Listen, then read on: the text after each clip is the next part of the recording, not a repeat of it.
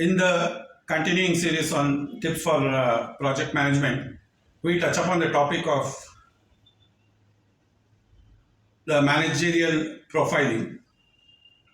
However, this is also a general topic, not just restricted to project management. It's about being a micromanager, a macro manager, or a situational manager. Which one you are? Managing people and managing work is the primary responsibility of all managers.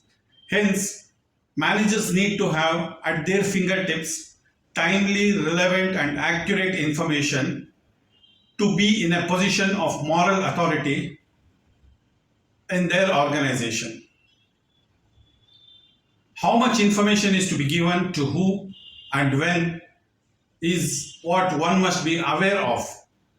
We present a profiling of managers based on their working style. First, we touch upon macro manager. Some project managers keep themselves out of the details. They may be able to tell you if the project is on schedule and the variance, and if the project is not on schedule, to what extent, but not what any of their team members are working upon at any given point in time. This manager assigns large chunks of work of 4 weeks, 6 weeks, or 8 weeks at a time for the team members and allows the team to go about it. They let the team work out the details after setting their expectations. This manager only monitors the schedule. This type of management is generally seen as at senior management level as CEOs. But for a team member, this project manager is not approachable. These managers are not actually CEOs. They just manage projects like they are a CEO. These managers are often lesser troubleshooters and may take away valuable time of the project to solve project problems if they are encountered with. Next is the micromanagers.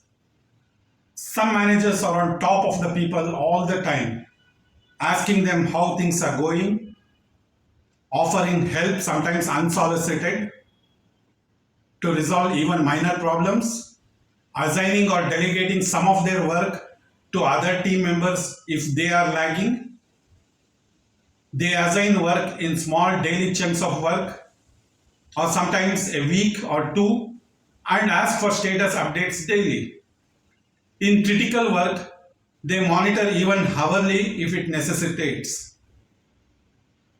These managers actually spend so much of time in the details that it takes them and their teams longer to get anything done. These managers do cause frustrations when they offer forceful, unsolicited help or unwanted interventions when the team is busy doing their work and team member thinks that they are less trusted for their abilities, thus becoming a cause of demotivation. Now let us see situational managers. This is a suggested great place to be in for any manager. It is the middle ground between micromanager and a macro manager.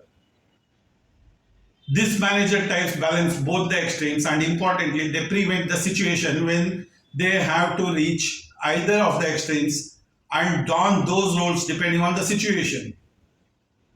They assign 1 or 2 week chunks and updates the status weekly. Nevertheless, they have an eye on the activities on a daily basis and jump in to resolve a problem before they occur. Resolve it and move out of the situation once a solution is available or coordinated, allowing the team to incorporate it. This is also called as a bird's eye view. To draw an analogy, an eagle has the sharpest eyesight that it can see a tiny object of the size of an ant while flying a few hundred meters above the ground. If you have seen how it just lands with accuracy while catching its prey in the flight, then this manager is just that. This manager can quickly identify a problem area and gets in at the right time to resolve a crisis and then back in his position. This manager provides overall guidance and coaching to the team and tries to remove the roadblocks. They are comfortable to allow the teams to work on their own as long as the team shows they can manage themselves. During portions of the project, they exhibit some of the qualities of a macro manager. However, that is not all when it comes to expectations from situational managers. When the project gets into a tight spot and critical activities to be completed in a short span of time, this manager quickly moves down to managing the details. It is believed a black spot to be labeled as a micromanager due to the negative connotations.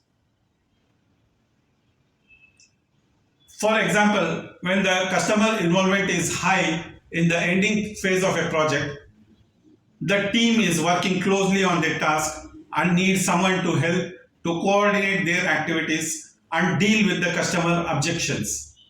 Such situations need micromanaging abilities.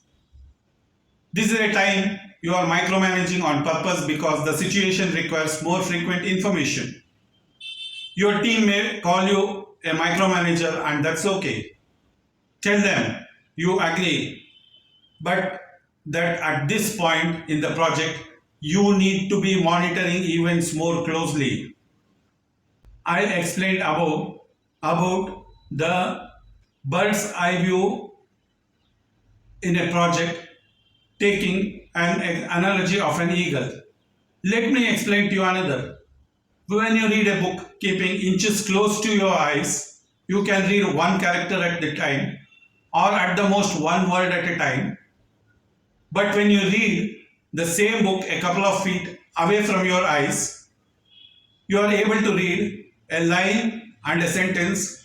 Thus, you can identify any grammatical, typographical, sentence formation errors. And these errors are identified easily when you read the book in a proper position. It makes a difference to your reading. Which one would you prefer? The situational manager understands when to manage at the micro level and when to manage at the micro level. Your ability to do both may help you to be more successful managing projects. Friends, with this we come to the end of this video. We would request you to like the video and subscribe to our channel, which will encourage us to bring in more and more educational videos of this nature. Thank you.